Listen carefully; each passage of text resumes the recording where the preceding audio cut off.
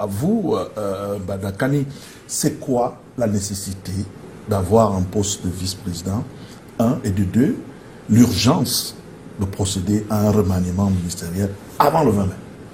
Non, dans le contexte institutionnel, constitutionnel et politique camerounais, ce n'est pas à vous de répondre à de telles questions, ni à moi.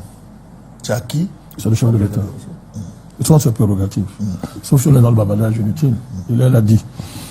Regardez les prérogatives constitutionnelles du chef de l'État. C'est lui qui règle les problèmes. Et comme vous, je ne suis pas chef d'État et que je ne suis pas dans sa tête, mais jusqu'à preuve le contraire, c'est lui qui est l'élu du peuple camerounais. À partir du moment où il est l'élu du peuple camerounais, en fonction de ses prérogatives, il anime les institutions de manière convenable. Je dis bien en fonction de ce qu'il estime comme prioritaire, comme ce qui est important pour le pays. Je voudrais vous rappeler que la Constitution dit, monsieur le maire, je vous en prie, avec tout le respect que j'ai pour vous, qui définit la politique de la nation. Ça veut dire quelque chose.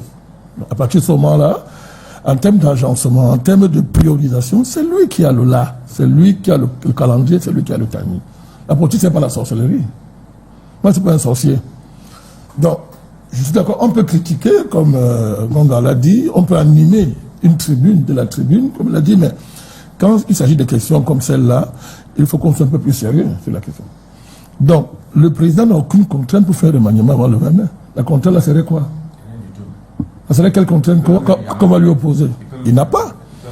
Il n'a pas de contrainte. Il n'a aucune contrainte. Au vu de la situation, parce qu'il n'y a pas un besoin. Faisons attention. Non seulement on dit qu'il n'a aucune contrainte sur le plan statutaire, sur le plan légal, oui, mais au vu de l'environnement, au vu de la décrépitude de la situation, on peut quand même...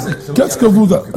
Est-ce qu'ils ont les mêmes préoccupations? Quand le président... pas les mêmes préoccupations. J'essaye de faire une analyse logique vous savez, de la situation socio-politique du Cameroun. Peut-être qu'on ne voit pas les choses de la même manière. C'est très important. Très important de rappeler ça. Je pose juste la question. Il y a des réalités, il y a des permanences de notre paysage politique.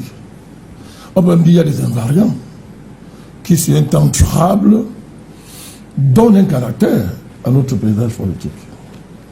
Depuis 43 ans, c'est un peu comment notre président fonctionne. On connaît son style, on connaît son approche des questions de ce type-là.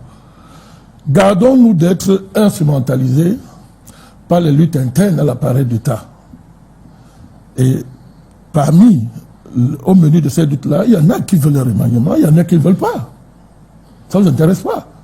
Du coup, moi, ça ne m'intéresse pas. Et c'est à ce niveau que je voulais me démarquer de M. le maire pour dire que nous, il y a longtemps, très longtemps que nous avons dit, il y a plus de 3 ans, que vraiment, si c'est une affaire de remaniement ministériel, autant me laisser les gens là qui sont là et rester là. Autant me les laisser. Il faut changer de cap. Nous, on a demandé ça depuis au moins 3 ans, plus de 4 ans. Donc, nous, on l'a dit. Donc, je ne comprends pas pourquoi, toi particulièrement, tu veux le remaniement.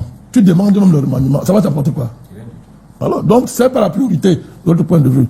On l'a dit. Donc, moi, je ne suis pas de ceux qui attendent le remaniement. Par contre,